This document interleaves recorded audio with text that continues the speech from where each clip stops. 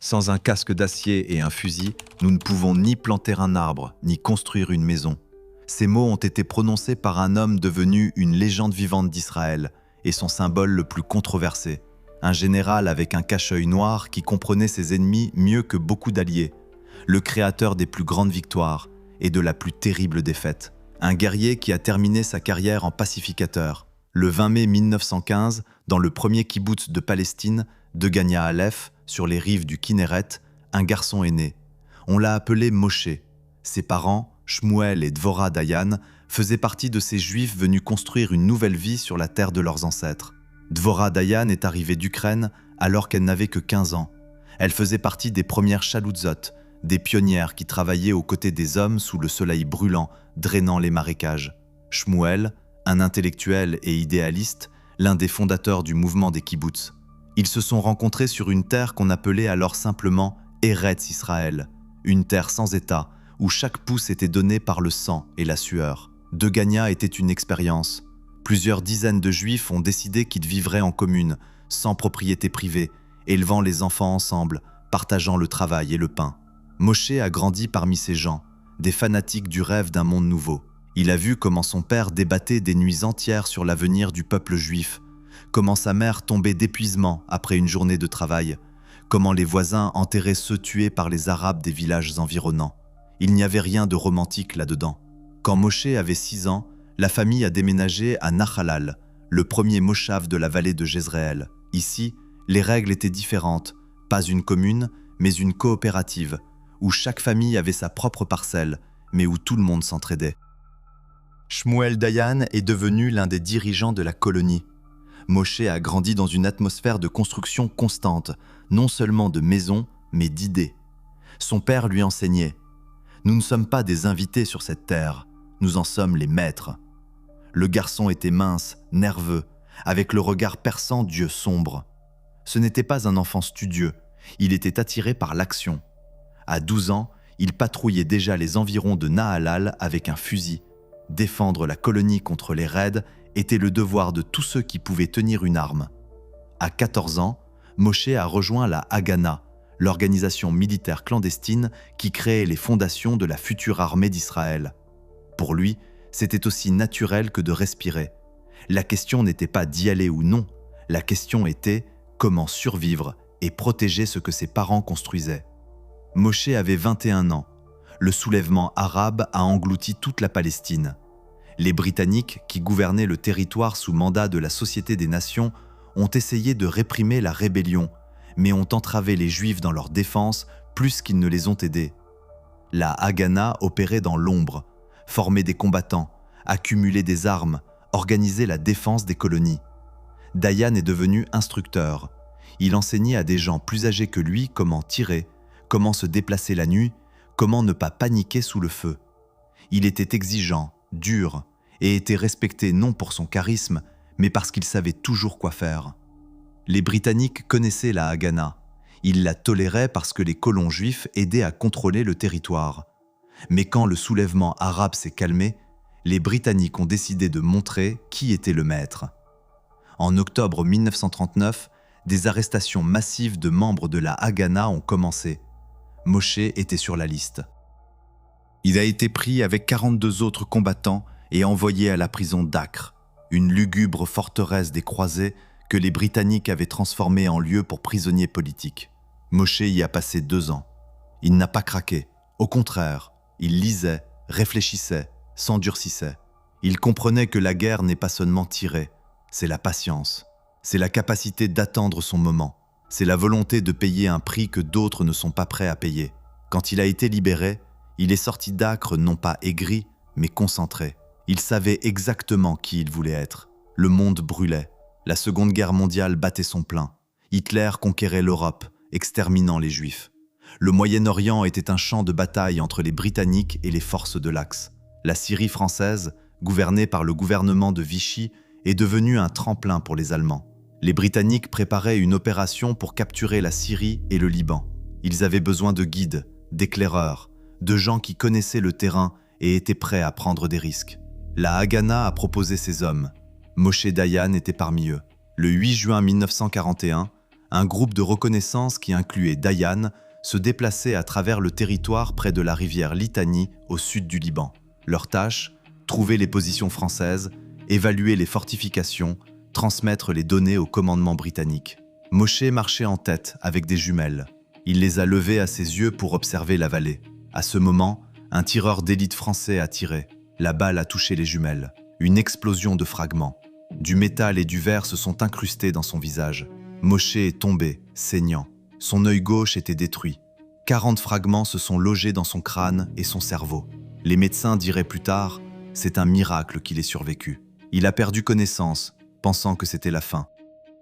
Moshe s'est réveillé dans un hôpital de Haïfa. La douleur était terrible, sa tête se fendait de l'intérieur. Le côté gauche de son visage était couvert de bandages.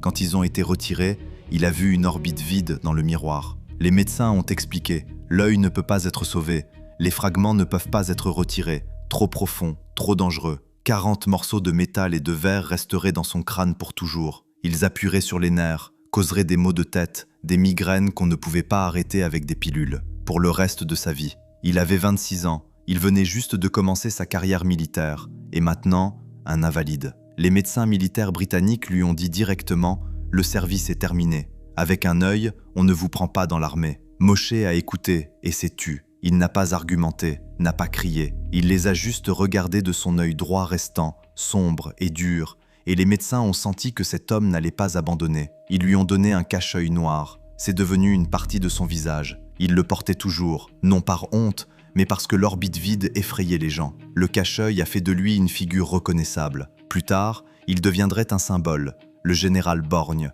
le pirate de la guerre, l'homme au cache-œil noir. Le traumatisme psychologique s'est révélé plus profond que le physique. Moshe était un guerrier. Son identité était construite sur l'action, sur la capacité de mener des hommes au combat, sur la force physique. La perte de son œil a frappé non seulement sa santé, elle a frappé sa conception de lui-même. Il a commencé à douter. Serait-il encore utile à la Haganah? Le reprendrait-il? Deviendrait-il un fardeau? Ses pensées étaient pires que la douleur des fragments. Il est tombé dans la dépression. Les amis voyaient. Moshe avait changé, était devenu renfermé, dur, cynique. Mais la dépression ne l'a pas brisé. Il a décidé, s'ils ne voulaient plus de lui dans l'armée, il prouverait qu'ils avaient tort. Moshe a commencé à s'entraîner comme un possédé, a appris à tirer avec un œil, a restauré la perception de la profondeur qu'il avait perdue avec la vision binoculaire, a passé des heures au stand de tir, s'adaptant à la nouvelle réalité. Il s'est forcé à bouger, à agir, à ne pas laisser la douleur gagner. Les maux de tête continuaient, les fragments ne donnaient pas de répit, mais il a appris à les ignorer, pas à les surmonter, précisément à les ignorer, à fermer cette partie du cerveau qui criait de douleur. Après 6 mois, il est retourné à la Haganah. Le commandement avait des doutes. Dayan a insisté. « Donnez-moi une chance. » Ils l'ont repris, d'abord pour des tâches secondaires, puis pour des plus sérieuses. Il a prouvé sa valeur à chaque action. La guerre continuait. Le monde changeait. La Seconde Guerre mondiale touchait à sa fin. Mais pour les Juifs de Palestine, une nouvelle bataille commençait, pour l'indépendance. Les Britanniques se lassaient du mandat. Les Arabes se préparaient à la guerre. Les Juifs comprenaient. Si ce n'est pas maintenant, alors jamais. Moshe Dayan a épousé Ruth en 1935, avant Acre, avant la perte de son œil. Ruth venait de son monde, la fille de colon, une fille qui comprenait ce que signifiait vivre sur la ligne de feu. Elle lui a donné 3 enfants, mais la vie de famille n'était pas sa priorité. Il était obsédé par une idée, créer un État capable de se défendre. Ruth s'est résignée au fait que son mari n'appartenait pas à elle, mais à ce rêve. En 1947, les Nations Unies ont voté pour la partition de la Palestine. Les Juifs ont reçu leur État. Les Arabes ont refusé d'accepter la décision. La guerre était inévitable. Le 14 mai 1948, David Ben Gourion a proclamé l'indépendance d'Israël. Le lendemain, 5 armées arabes ont envahi le territoire du nouvel État. La guerre d'indépendance a commencé. Moshe Dayan a commandé la défense de la vallée du Jourdain. Puis il a été transféré au front de Jérusalem. Il s'est battu durement, sans sentimentalité. Ses méthodes étaient controversées. Il n'avait pas peur de risquer la vie de ses soldats s'il voyait une chance de victoire.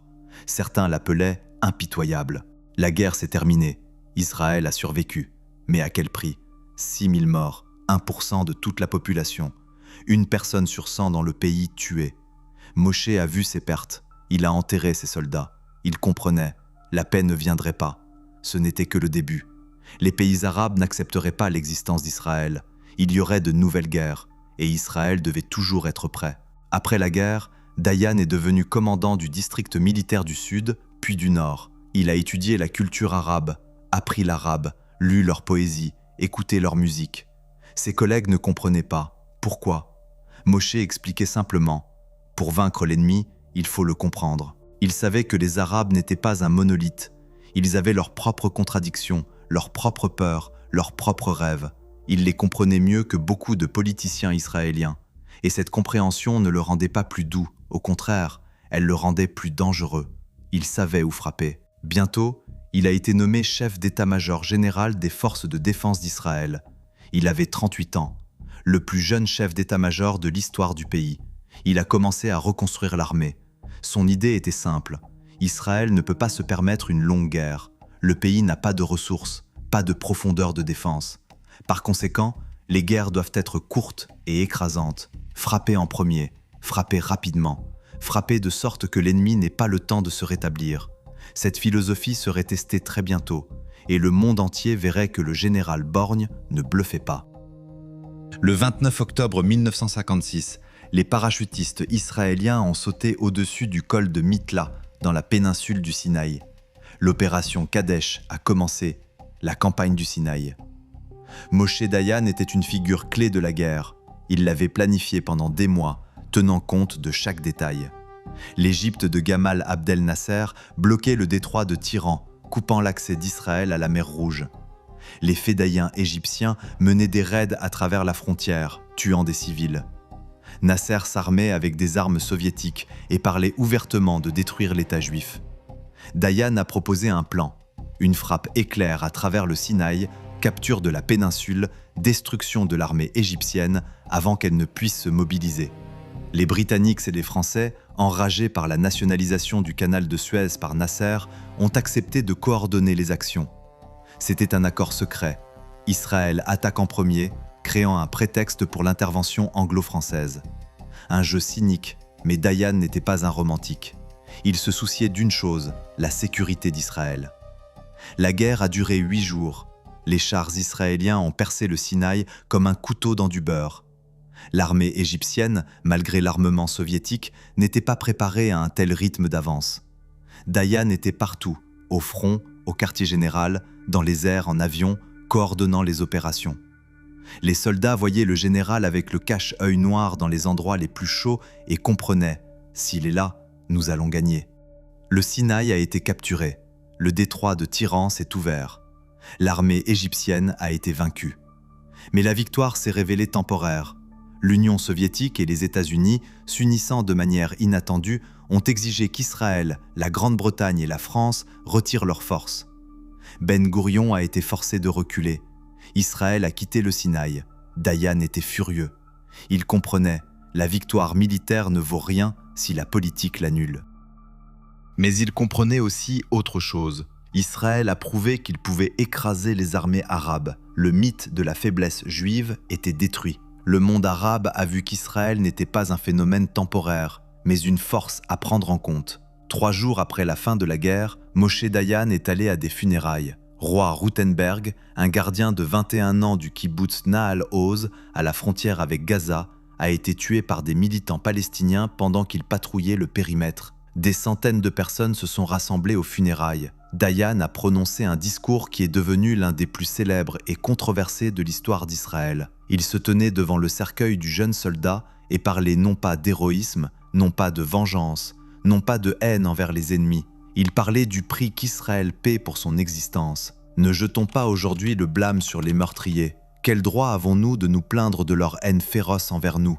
Pendant 8 ans, ils sont assis dans les camps de réfugiés de Gaza, et devant leurs yeux, nous transformons en notre foyer la terre et les villages où eux et leurs pères vivaient. Les gens écoutaient, stupéfaits, un général israélien parlant de compréhension de l'ennemi, le jour des funérailles d'un soldat tué. Dayan a continué. Ne fermons pas les yeux et voyons que notre destin est d'être prêts et armés, forts et déterminés, afin que l'épée ne tombe pas de nos mains et que notre vie ne soit pas interrompue. Roi Rutenberg, jeune homme léger et mince, a quitté les lumières de Tel Aviv pour Nahal Oz. Qui parmi nous ne sait pas que la poignée de gens vivant sur cette bande de sable aux portes de la ville de Gaza portent sur leurs épaules un fardeau plus lourd que nous ne pouvons supporter? C'était un discours sur la tragédie, sur comment Israël est condamné à vivre dans un état de guerre constante, sur comment la génération de rois, la génération de colons qui plantent des arbres d'une main et tiennent un fusil de l'autre,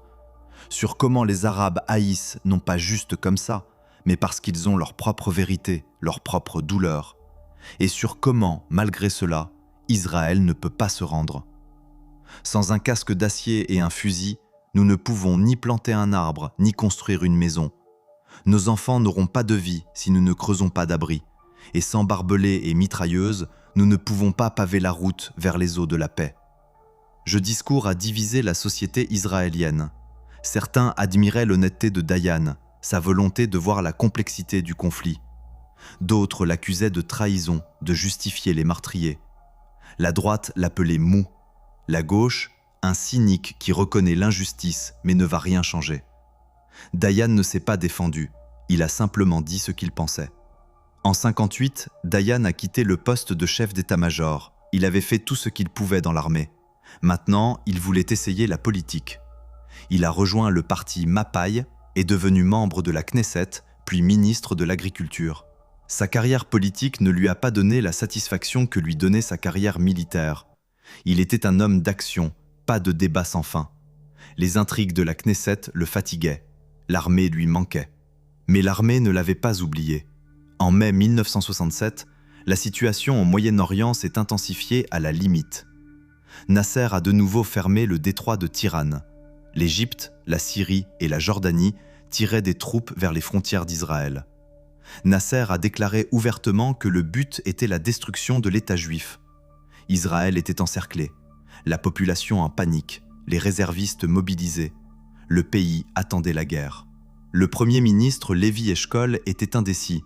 Il retardait le début des opérations militaires, espérant la diplomatie. La société israélienne perdait patience.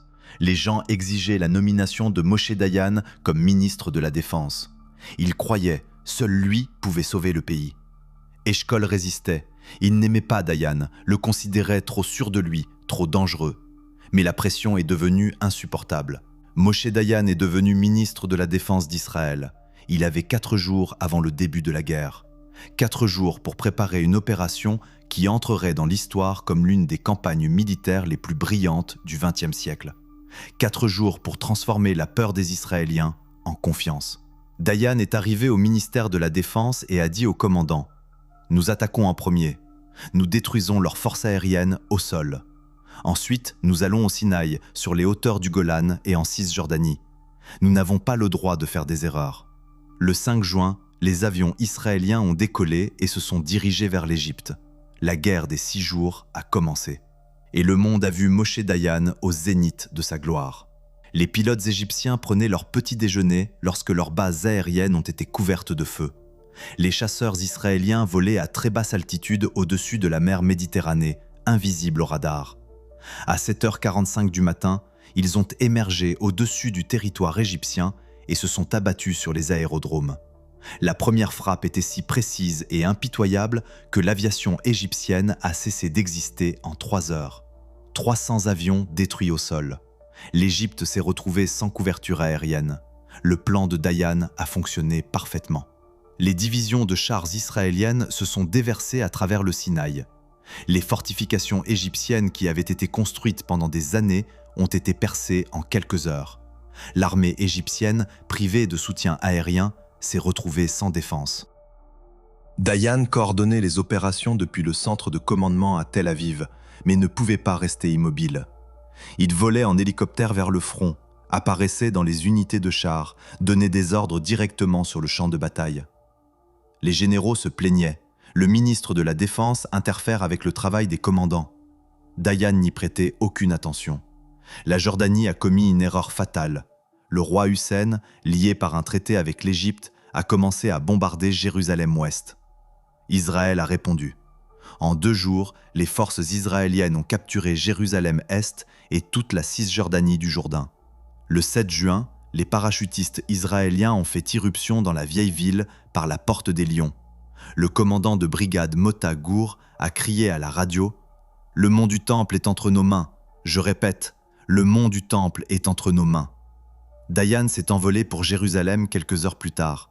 Il a marché par la porte des Lions jusqu'au mur occidental, le lieu le plus sacré du judaïsme auquel les Juifs n'avaient pas eu accès pendant 19 ans, depuis 1948. Des milliers de soldats et de civils pleuraient devant les pierres anciennes. Dayan se tenait devant le mur, un homme avec un cache-œil noir sur l'œil, murmurant quelque chose. Les journalistes cliquaient sur leurs appareils photo. Cette photographie a fait le tour du monde. Moshe Dayan au mur occidental est devenu une icône, un symbole de la renaissance de la force juive, le général qui a rendu au peuple son sanctuaire. Mais la guerre n'était pas encore terminée. Au nord, la Syrie continuait à bombarder les kibboutz israéliens depuis les hauteurs du Golan. Dayan hésitait. Le Golan, une forteresse naturelle, l'assaillir signifiait subir de lourdes pertes. Les généraux insistaient.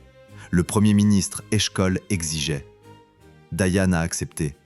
L'attaque sur le Golan a commencé. Les chars israéliens grimpaient sur des pentes abruptes sous le feu syrien. C'était la partie la plus sanglante de la guerre. Mais le soir du 10 juin, les hauteurs du Golan étaient capturées. La guerre s'est terminée en 6 jours.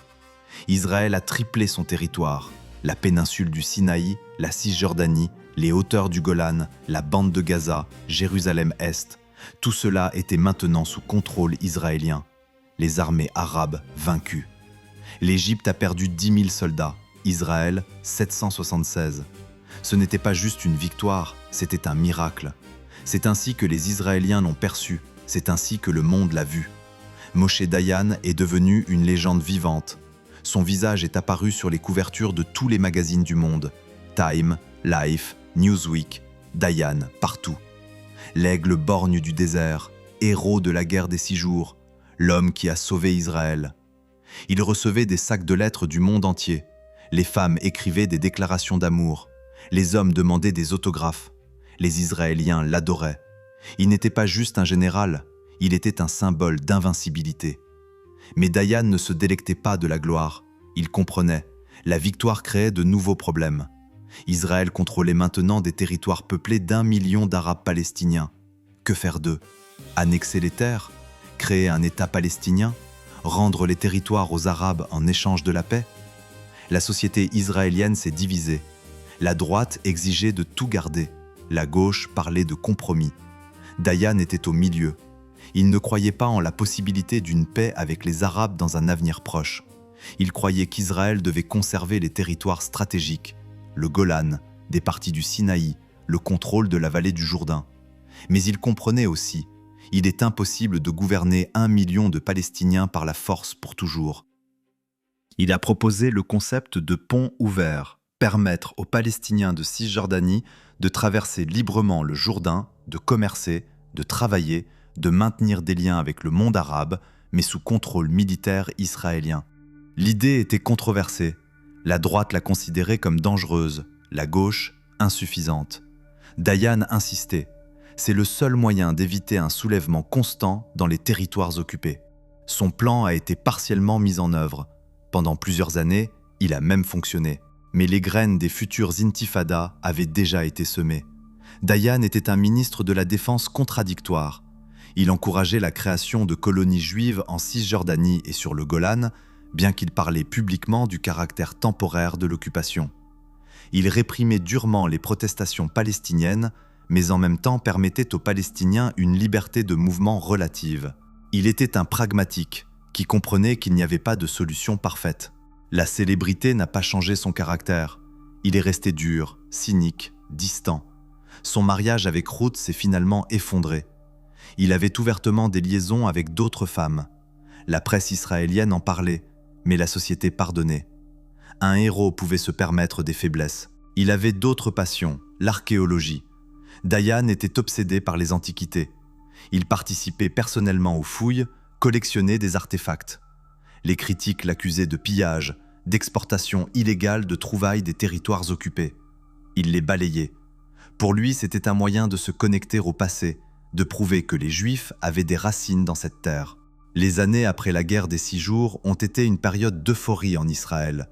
Le pays se sentait invincible. L'armée semblait imbattable. Moshe Dayan, le symbole de cette invincibilité. Mais dans cette confiance, il y avait un danger. L'excès de confiance émousse la vigilance. Israël a cessé de percevoir les Arabes comme une menace sérieuse. L'armée s'est relâchée. Dayan, en tant que ministre de la Défense, est aussi devenu trop confiant. Il croyait que les Arabes n'oseraient pas attaquer à nouveau, que le souvenir de la défaite de 67 les retiendrait pendant des années. Il avait tort, et cette erreur deviendrait la catastrophe la plus terrible de sa vie. Une catastrophe qui détruirait sa réputation et transformerait un héros en bouc émissaire. Le 6 octobre 1973, à 2 heures de l'après-midi, lorsque les synagogues d'Israël étaient remplies de fidèles, lorsque les rues étaient vides, lorsque la radio et la télévision se taisaient en l'honneur de la sainteté de Yom Kippour, 2000 canons égyptiens ont ouvert le feu sur les fortifications de la ligne Bar-Lev sur la rive orientale du canal de Suez. Simultanément, 1500 chars syriens se sont déversés sur les hauteurs du Golan. Les fantassins égyptiens ont traversé le canal dans des bateaux gonflables, ont percé les remblais de sable avec des canons à eau, ont installé des ponts flottants. Dans les premières heures, 70 000 soldats égyptiens ont traversé vers le Sinaï. Les fortifications israéliennes, considérées comme imprenables, se sont effondrées les unes après les autres. Moshe Dayan était chez lui quand on l'a appelé de l'état-major général. Il s'est précipité au centre de commandement et a vu une carte couverte de flèches rouges d'avant ses ennemis. Le chef d'état-major, David Elazar, essayait de coordonner les actions de réponse, mais les réservistes n'avaient pas encore été mobilisés. Les unités de chars étaient dispersées. L'aviation ne pouvait pas agir efficacement en raison du réseau dense de missiles antiaériens soviétiques dont les Arabes avaient parsemé le front. Israël a été pris au dépourvu. Dayan comprenait, c'était son échec. Lui, le ministre de la Défense, l'homme qui aurait dû prévoir la menace, avait négligé la préparation à la guerre. Les renseignements d'Amman avaient averti des concentrations de troupes, mais Dayan et l'état-major général avaient décidé que c'était des exercices. L'Égypte et la Syrie avaient déjà trompé Israël avec de fausses alertes. Pourquoi dépenser des millions pour une mobilisation à chaque fois? Cette fois, la tromperie a fonctionné. Les Arabes ont appris des leçons précédentes. Ils ont attaqué simultanément de 2 directions, ont choisi un jour saint quand Israël était paralysé, ont utilisé l'armement soviétique le plus récent, des missiles anti-chars Sager et des systèmes de missiles anti-aériens qui ont transformé la supériorité aérienne israélienne en illusion. Le premier jour a été une catastrophe. Sur le Golan, une poignée de tankistes israéliens retenait désespérément la percée syrienne. Si les Syriens avaient percé, ils auraient pu atteindre Haïfa en quelques heures. Au Sinaï, les Égyptiens ont capturé toute la ligne Bar-Lev. Les contre-attaques israéliennes se sont brisées contre un mur de feu de missiles anti-chars. Les chars brûlaient par dizaines. De jeunes conscrits jetés au combat sans préparation mouraient sans comprendre ce qui se passait. Israël a perdu en un jour autant de personnes et d'équipements qu'il n'en avait pas perdu pendant toute la guerre des 6 jours. Le 7 octobre, Dayan est arrivé au front sud. Ce qu'il a vu l'a choqué. Chaos, panique, chars en feu, soldats en retraite, commandants déconcertés. Personne ne comprend comment arrêter l'offensive égyptienne. Dayan est retourné à Tel Aviv, un homme différent. Le soir, il est venu voir le Premier ministre Golda Meir et a dit une phrase qui a presque brisé l'esprit de la nation. C'est la fin du 3e temple. Il voulait dire, c'est la fin d'Israël. Dayan a proposé de se retirer vers une ligne de défense au centre du Sinaï, laissant la majeure partie de la péninsule aux Égyptiens. Les généraux étaient contre. Ariel Sharon, commandant de division au sud, exigeait de contre-attaquer, de traverser le canal, de frapper les Égyptiens par derrière. Dayan doutait. Sa confiance était brisée. Pour la première fois de sa vie, il ne savait pas quoi faire. Il y a des informations qui n'ont toujours pas été officiellement confirmées, mais qui sont mentionnées dans des mémoires et des recherches. Dans les jours critiques de la guerre, Dayan a envisagé la possibilité d'utiliser des armes nucléaires. Dayan a discuté avec les militaires. Si les Syriens percent sur le Golan, si les Égyptiens vont plus loin en Israël, il faudrait utiliser des armes nucléaires pour les arrêter. Cela n'en est pas venu là. Mais le simple fait que cette option ait été discutée montre à quel point la situation était désespérée. À la fin de la première semaine de guerre, la situation s'est stabilisée. Les réservistes sont arrivés au front. L'armée israélienne a arrêté l'offensive dans les deux directions. De plus, elle a commencé une contre-offensive. Sharon a traversé le canal de Suez et a encerclé la 3e armée égyptienne. Au nord, les Israéliens ont repoussé les Syriens et se sont dirigés vers Damas. Les superpuissances sont intervenues. L'Union soviétique a menacé d'une intervention directe si Israël ne s'arrêtait pas. Les États-Unis ont fait pression sur Israël. Le 25 octobre, un cessez-le-feu a été annoncé. La guerre était terminée. Formellement, Israël a gagné. Territorialement, la situation est revenue approximativement au statu quo d'avant-guerre. Mais psychologiquement, c'était une défaite. Israël a perdu 2500 soldats en 3 semaines, presque autant que pendant toute la guerre des 6 jours. Le mythe de l'invincibilité des forces de défense d'Israël était brisé. L'Égypte et la Syrie ont prouvé qu'elles pouvaient se battre. Nasser était mort, mais son successeur, Anwar el-Sadat, a restauré la fierté arabe. Pour les Arabes, Yom Kippour était une victoire morale, même si une victoire militaire n'a pas eu lieu. Si vous ne pouviez poser qu'une seule question à Moshe Dayan sur la guerre de Yom Kippour, quelle serait-elle? La société israélienne cherchait des coupables. Le gouvernement a nommé la commission Agranat pour enquêter sur les causes de l'échec. La commission a interrogé des militaires, des ministres, des agents de renseignement. Les rues ont explosé de protestations. Des milliers d'Israéliens sont sortis avec des pancartes « Dayan démissionne ». Lui, le héros de 67, était maintenant appelé le diable de 73. Sa maison était bombardée de pierres, il était menacé. Il est devenu l'homme le plus détesté d'Israël. La commission Agranat a finalement placé le blâme sur le chef d'état-major Elazar et le chef des renseignements militaires Zeira. Ils ont démissionné. La commission n'a pas formellement accusé Dayan, mais l'opinion publique était impitoyable. Il est resté ministre de la Défense, mais son pouvoir était brisé. Golda Meir a démissionné. Yitzhak Rabin est devenu le nouveau Premier ministre. Moshe Dayan a quitté le poste de ministre de la Défense. Sa carrière politique semblait terminée. L'homme qui avait été une icône était maintenant un paria. Il est tombé dans la dépression. Encore une fois, comme après la perte de son œil, mais cette fois, la blessure était plus profonde.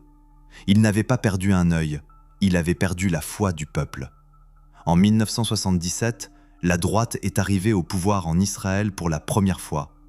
Menahem Begin, leader du parti Likoud, est devenu Premier ministre, brisant l'hégémonie de 30 ans du Parti travailliste. Begin était un idéologue du Grand Israël, un homme qui croyait que chaque centimètre de la Cisjordanie était une terre biblique qu'on ne pouvait pas céder. Il était un nationaliste dur, un ancien commandant de l'organisation clandestine Irgun que les Britanniques considéraient comme terroriste. Et cet homme a offert à Moshe Dayan de devenir ministre des Affaires étrangères. L'offre a choqué tout le monde. Dayan venait du Parti travailliste. Mais Begin était un pragmatique. Il comprenait, pour des négociations avec les Arabes, il faut un homme avec autorité, un homme connu dans le monde entier. Dayan, malgré sa chute après Yom Kippour, restait encore une figure d'envergure internationale. Son nom ouvrait des portes. Begin a offert. Dayan a accepté. C'était une chance de réhabilitation. Le 19 novembre 1977, le monde s'est figé.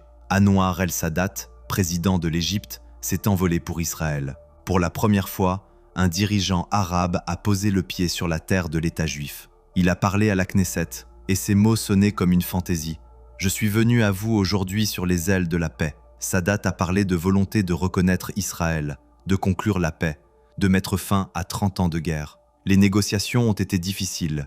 Sadat exigeait le retour de toute la péninsule du Sinaï. Begin ne voulait pas abandonner les colonies qu'Israël avait construites dans le Sinaï. Il se disputait sur les détails de la frontière, sur le sort des Palestiniens, sur le statut de Jérusalem. Ils ont atteint une impasse. Le président américain Jimmy Carter a décidé d'intervenir. Il a invité Sadat et Begin à Camp David, la résidence présidentielle dans les montagnes du Maryland.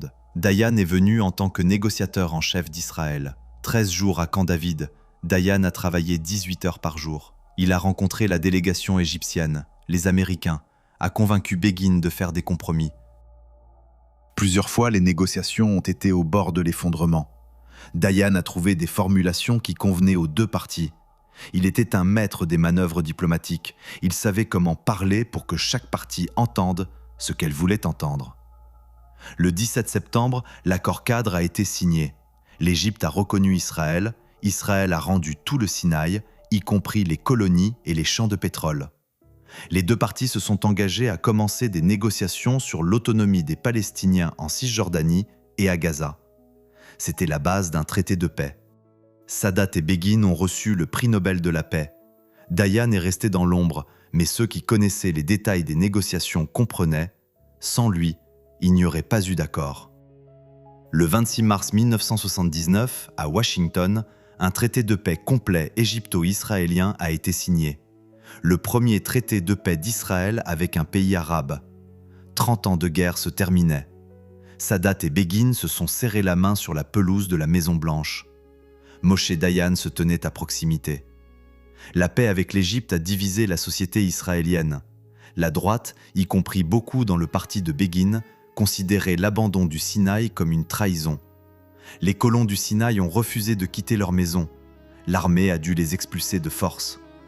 La gauche a critiqué l'accord pour ne pas avoir résolu le problème palestinien. Dayan s'est retrouvé sous le feu des deux côtés, encore une fois. Le pire était autre chose. Il n'était pas d'accord avec Begin sur la question de l'autonomie palestinienne. Dayan croyait qu'Israël devait donner aux Palestiniens une véritable autonomie en Cisjordanie et à Gaza. Pas un État, mais une large autonomie. Begin était catégoriquement contre. Il voyait l'autonomie comme purement administrative, sans pouvoir réel. Dayan comprenait. Sans résoudre le problème palestinien, la paix au Moyen-Orient est impossible. Begin n'écoutait pas. Le 21 octobre 1979, Moshe Dayan a démissionné du poste de ministre des Affaires étrangères. Il était fatigué. Fatigué de la politique, des compromis, des disputes sans fin. Les maux de tête devenaient insupportables. Les fragments dans son crâne se rappelaient chaque jour, chaque heure. Les médecins avertissaient « Le stress vous tue ». Il le savait. Mais il ne pouvait pas s'arrêter. Toute sa vie, il n'avait pas pu s'arrêter. Il est retourné à l'archéologie, creusait pour des antiquités, écrivait des articles, voyageait, essayait de trouver la paix. Mais la paix ne venait pas, la douleur ne reculait pas. Et à la douleur physique s'ajoutait une nouvelle. Les médecins ont découvert un cancer du côlon. Le pronostic était mauvais. Dayan a refusé un traitement agressif. Il avait assez vécu. Il était prêt. Il a passé les derniers mois à la maison, entouré de sa famille. Ruth, son ex-femme, s'est réconciliée avec lui. Les enfants venaient le voir. Il dictait ses mémoires, essayant d'expliquer ses décisions, de justifier ses erreurs. Il savait que l'histoire le jugerait sévèrement. Pour Yom Kippour, il ne serait jamais complètement pardonné. Mais il savait aussi que sans lui, il n'y aurait pas eu de victoire. Sans lui, il n'y aurait pas eu de paix avec l'Égypte. Il était un homme de contradiction, un héros et un bouc émissaire, un guerrier et un pacificateur, un cynique et un idéaliste. Le 16 octobre 1981, à 10h du matin, Moshe Dayan est mort dans sa maison à Herzliya. Il avait 66 ans. Il a vécu 49 ans avec 40 fragments dans son crâne, 40 ans avec un cache-œil noir sur l'œil. Toute sa vie consciente, dans un état de guerre ou de préparation à la guerre. Il était un symbole d'Israël, un État obstiné, fort, contradictoire, qui refuse de se rendre. Il a été enterré à Nahalal, où il a grandi. Des milliers de personnes sont venues lui dire au revoir. Ses vieux camarades, les généraux avec qui il s'est battu, se tenaient devant la tombe et pleuraient. La jeune génération, qui ne se souvenait que de la catastrophe de 73, regardait avec un respect froid, mais sans amour. L'histoire n'avait pas encore rendu son jugement final. Anwar el-Sadat, président de l'Égypte, qui a osé faire la paix avec Israël, a envoyé ses condoléances. Moshe Dayan était un adversaire digne et un partenaire sage pour la paix. Un an plus tard, Sadat serait assassiné par des islamistes lors d'un défilé militaire au Caire.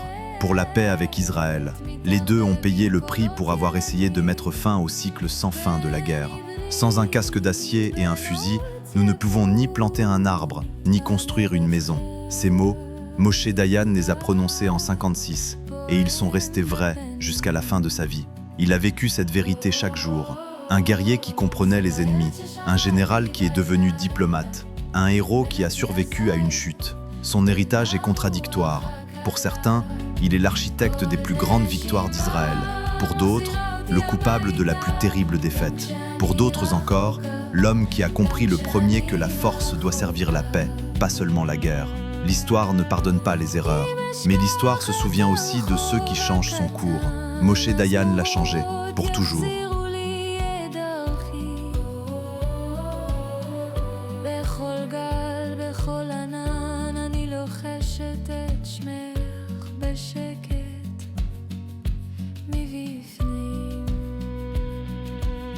זאת הארץ ששרה לי בלילה בין עצי הזית